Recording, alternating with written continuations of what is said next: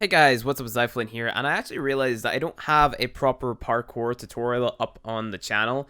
I did cover parkour a little bit in my Ultimate Beginner's Guide, and I'm probably going to do the exact same thing in this video as I showed in the Beginner Guide video, but I just wanted to make it like its own sort of video, so that way whenever someone is searching for it, like, they're able to see, like, okay, well, parkour video, this is what I need to watch to get better at, learning how to do parkour, because I get asked on stream a lot, hey Flynn, how is your movement so good? I get asked, am I using a mod? What am I doing to make my movement so good? And it just literally comes down to, like, just knowing what to do before you hit the ground. And then when you hit the ground, the combination of buttons and stuff to press. So what I like to do to practice my parkour in the game, well, I say practice, to basically show people how to parkour in the game, is I come into my codex and I come to the training tab and press advanced movement, and then you see down here in the bottom right hand corner it says replay tutorial. So there is actually a parkour tutorial in the game which will show you all the basic mechanics and stuff like that whenever it comes to basically just movement within Warframe.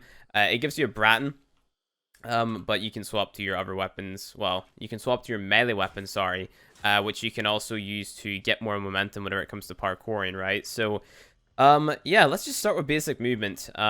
So walking, obviously, just press W or your analog stick. You have your sprinting. Sprinting, you should be sprinting at all times, honestly. If you're the type of person that likes to use toggle sprint, more power to you, but I prefer to, like, just hold it whenever I want to sprint because that's just my thing. And for me to actually sprint, I'm holding down my mouse 5 button. So you'll notice that my key bindings are very weird. Mouse 5 being, I'm using a Razer Death Adder, so that is a button that's on the left hand side of my mouse at the very top of it. So I'm holding that there down, and then that's me in my sprinting. I'm holding that there down 24/7 whenever I'm playing the game.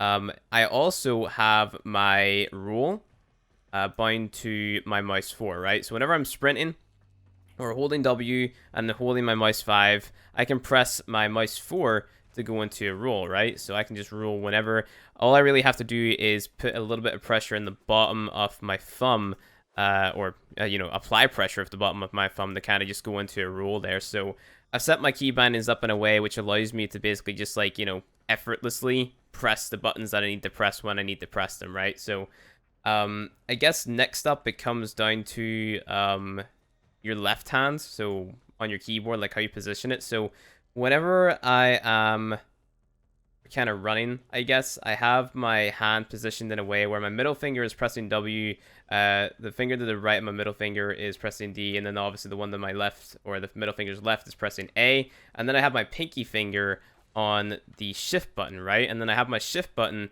bound to my crouch and my slide, okay? So I'm holding down mouse 5, I'm holding down W, and then I just hold down shift, and then I'm able to obviously go into a slide, right? Next up, a lot of you guys, if you were playing way back whenever I started playing, you'll remember coptering, right? So this is where these key bindings kind of originated from. I wanted to be able to copter, like, super efficiently.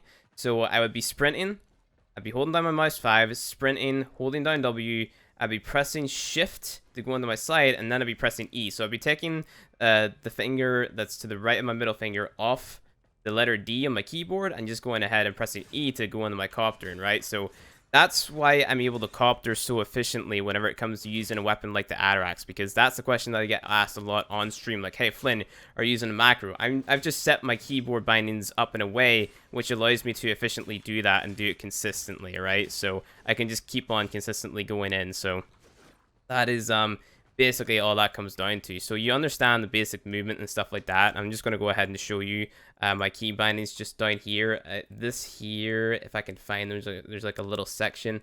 So sprint and roll. So this is the stuff that you really have to pay attention to. So hold the crouch, sprint, roll, mouse button 4, and then sprint, mouse button 5. Just go ahead and change those to those key bindings if you want to copy my key bindings, of course.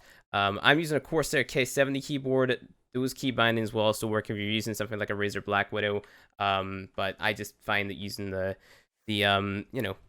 Corsair K70, it's my go-to keyboard for, like, anything because of the Cherry MX Red switches and stuff like that. So I know I'm getting a little bit too in-depth with just basically a parkour tutorial, but that's pretty much it. So let's talk a little bit more about keeping your momentum up whenever it comes to sort of parkouring in general, right? So it's all about chaining your abilities and stuff together. So a lot of people are asking me, like, how do you speedrun through missions so fast? And realistically, it just comes down to, like, going into your sprint, sliding, and then going from your slide and propelling yourself into a double jump, and then doing a bunch of stuff after your double jump to sort of keep yourself in the air and keep that momentum up, right? So check this out, you know.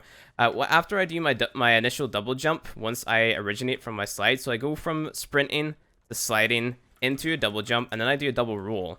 Okay, and that's just like your basic movement right there. That's what I would like a lot of new players to kind of like get into their heads. That just to get through a mission very fast, this is kind of how you have to, you know, play the game, I guess. You know, just run past enemies like this. Don't bother with killing every single enemy. Just keep on running through the maps by doing this here combination. And once you have that combination down and you've like got it all memorized, muscle memory and stuff like that, then throw in a bunch of things like, I don't know, pressing the E button to sort of propel yourself into the air a little bit more, even though I just teleported myself out of the map. I shouldn't have really done that, but okay, so let's just go ahead and get up. So, you know, using your parkour to sort of like open yourself up to other combos, like using your melee weapon, or if you can, even use your operator to dash around the place because of the new operator's abilities and stuff like that. So there's a lot of different stuff that you can do with, you know, the other tools that you have to sort of keep up your momentum. So what I would like to sort of demonstrate, if we get to a big enough area, if we just go ahead and run through this course, which, okay, of course I'm going to show you guys how to do it, but let's just, I guess, go from start to finish, okay? So just pay attention to my movement in the game, I guess. So I'll try to talk over it. So I'm sprinting, go into the slide, double jump, do a double roll, use your melee to push yourself forward a little bit.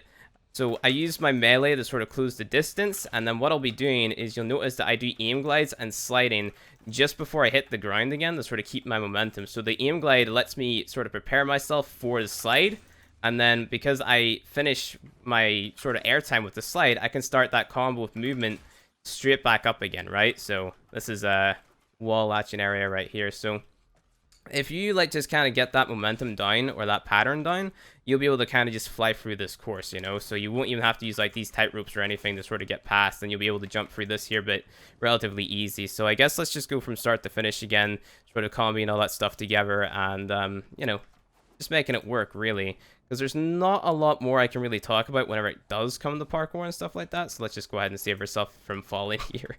You know, you should be able to do things like this here. Once you get the muscle memory and stuff down, come into parkour, you should be able to save yourself from potentially messing up your parkour. And you can even test yourself in your clan's dojo as well whenever it comes to like, you know, that obstacle course in there, which you can craft. Even though it's not the best thing to sort of practice on because it doesn't really represent what's happening in the actual game, having a nice big open area like this is a lot better. I guess it's still nice to kind of go in there and practice. So let's just start from the very edge here and just go ahead and sprint through and play like I normally play, you know? So let's just see if I can do this here. I'm gonna hit that there just so I can reset my combo.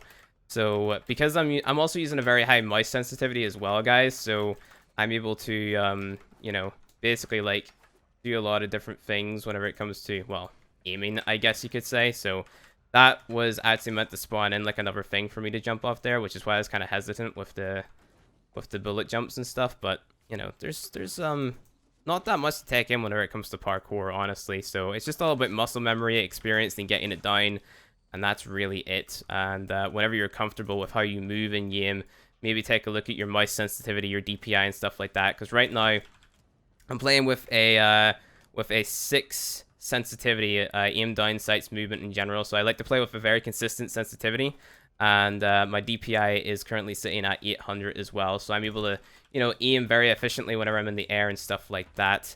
A lot of people ask me like how I get a lot of airtime as well. Like how do you get that initial sort of burst of air whenever it comes to, you know, jumping from your slide and stuff like that. So what you want to be doing is you want to be sprinting, sliding, looking up or looking down at the ground, and then that'll propel yourself up into the air, and then you can just do something like that, you know? So there you go. That's how you kind of get more airtime.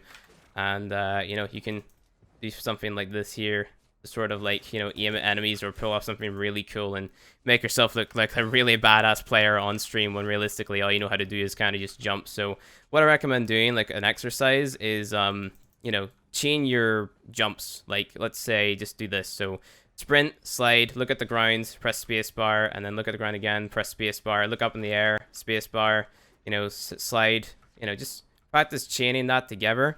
and then you should be relatively good to go. And then that's really all you need to do whenever it comes to parkour and stuff like that. So using melee, using aim gliding, using that little trick that I just showed you of looking at the ground or looking up after your slide, sliding at the end of your sort of parkour combo, stuff like that is just things to keep in mind whenever it comes to sort of mastering parkour and Warframe. But other than that, that's pretty much it. If you enjoyed the video, go ahead, hit that like button below. If you want to see more Warframe content from me, hit subscribe, and I'll see you guys in the next video.